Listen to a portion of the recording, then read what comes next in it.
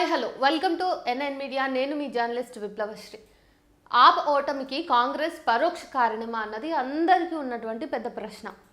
Aam Aadmi party ఓటమి చాలామంది ఊహించిందే. ముంబై అటువంటి సంకేతాలు అందాయి. అయితే కారణాలు మాత్రం చాలా విస్తారమైనవి అని మనం అర్థం చేసుకోవచ్చు. చదువుకున్న వ్యక్తి, మాజీ ఐఆర్ఎస్ అధికారి అయిన అరవింద్ కేజ్రీవాల్ కూడా తన స్థానాన్ని నిలబెట్టుకోలేకపోవటం మాత్రం చాలా మందిని ఆశ్చర్యానికి గురిచేసింది. విచిత్రం ఏంటంటే ఢిల్లీలో కమలదళం గెలవడానికి పరోక్షంగా తోడ్పడ్డది ఆప్ ఇంకా కాంగ్రెస్ పార్టీలే. అదెలాగో ఈ వీడియోలో మనం చూద్దాం. 2015 నుంచి అరవింద్ కేజ్రీవాల్ అక్కడ ముఖ్యమంత్రిగా ఉన్నారు. ఇన్నేళ్ల అధికారం తర్వాత ఒక నేతపై విసుగెత్తడం, కొత్త వారిని గెలిపించాలన్న ఆలోచన రావటం సహజం. ఇదే ప్రధాన కారణం కాకపోయినా ఇదొక కారణం కావచ్చు. అయితే ఇండియా కూటమిలో కాంగ్రెస్ ఆప్ సంబంధాల మీద నేటికి స్పష్టత లేదు. అరవింద్ కేజ్రీవాల్ జైలుకు వెళ్ళినప్పుడు నిరసన దీక్ష చేపట్టిన రాహుల్ ఆ తర్వాత ఆప్ మీద విరుచుకుపడ్డారు. లిక్కర్ స్కామ్ ని బయట పెట్టాలన్నారు. సిసోడియాను తీవ్రంగా విమర్శించారు. ఈ ఎన్నికల్లో ఆప్కి రావాల్సిన ఓట్లలో చాలా భాగం కాంగ్రెస్ కి చేరాయి. కాంగ్రెస్ పోటీలో లేకపోతే ఆప్ తప్పకుండా 36 స్థానాలు పొందేదని చెప్పేసి అంచనా ఉంది. కాబట్టి ఆమ్ ఆద్మీ పార్టీ విజయం అవ్వకుండా పరాజయం వెనకాల కాంగ్రెస్ తప్పిదం అయితే ఖచ్చితంగా ఉంది. ఆప్ నేతల్లో అరవింద్ కేజ్రీవాల్ మినహా మరే ఇతర నేత కూడా అంత గొప్ప పేరునైతే తెచ్చుకోలేకపోయారు. నేతల మీద విశ్వసనీయత పెంచుకోవడంలో ఆప్ విఫలమైంది. జనాలు విశ్వసించే ఒకే ఒక్క నేత కేజ్రీవాల్ కాగా ఆయన కూడా జైలుకు వెళ్ళటం వారిలో పార్టీ మీద వ్యతిరేకతను పెంచేసింది. ఆప్ ప్రభుత్వం పథకాల మీద పెట్టినటువంటి శ్రద్ధ మౌలిక వసతుల మీద పెట్టలేదనే విమర్శ ఉంది. పథకాలను అమలు చేస్తున్నామని గొప్పగా చెప్పుకున్న ఆప్ నేతలు ఢిల్లీలో చాలా ప్రాంతాల్లో మౌలిక వసతులు కల్పించడంలో విఫలమయ్యారు. ఈ విషయం ఢిల్లీలో ఉండే చాలా మందికి తెలుసు. ముఖ్యంగా వర్షాల సమయంలో ఆప్ నేతల నిర్లక్ష్య వైఖరితో చాలా మంది విసుగెత్తిపోయారు.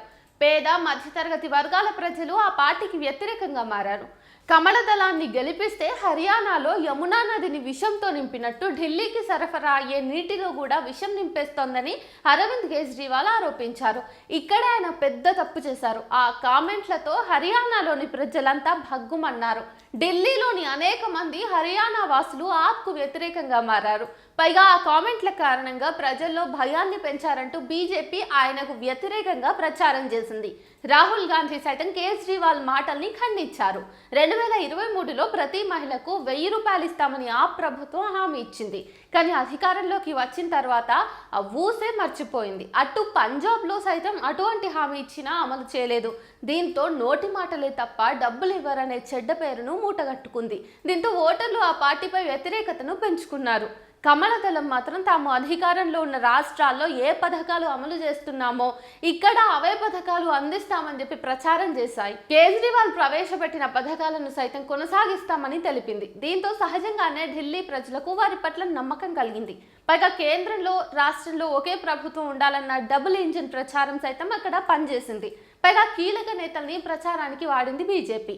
ఇక లిక్కర్ స్కామ్ అనేది కేంద్రం కుట్ర అని చాలా మంది ఎంత ప్రచారం చేసినా ఢిల్లీ ప్రజలు దాన్ని నమ్మే పరిస్థితుల్లో లేరు. ఓట్లను చూస్తే ఈ విషయం తెలిసిపోతుంది. తాను జైల్లో ఉండటం సింపతికి కారణమవుతుందని కేజ్రీవాల్ భావించినప్పటికీ కూడా తమ సీఎం జైల్లో ఉండటాన్ని ఢిల్లీ ప్రజలు అవమానంగానే భావించినట్టుగా మనకి ఓట్లు చూస్తే అర్థమవుతుంది. అందుకే ఆయన్ను సైతం ఎన్నికల్లో ఓడించేశారని మనం తెలుసుకోవచ్చు. ఇక మీకు ఒక నోటు, దేశమంతా ముస్లింలను వారి మతాచారాలను వ్యతిరేకించే విశ్వ హిందూ పరిషత్ ఈ ఎన్నికల కోసం ముస్లిం సంస్థలతో వారి నేతలతో ప్రత్యేక సమావేశాలు నిర్వహించి ఓట్లను అభ్యర్థించడం విశేషమని మీరు అర్థం చేసుకోవాలి. ఎనీవే, ఇక్కడ ఢిల్లీ ఓటర్లు మతానికో ప్రలోభాలకో లొంగలేదు అనే విషయం మాత్రం స్పష్టంగా మనం అర్థం చేసుకోవచ్చు. అధికార ఆప్ కాంగ్రెస్ చేసిన తప్పిదాలే వారిని కమలదళం వైపు మళ్ళేలాగా చేశాయి. ఇదంతా స్వయంకృత అపరాధం అని మనం అర్థం చేసుకోవాలి.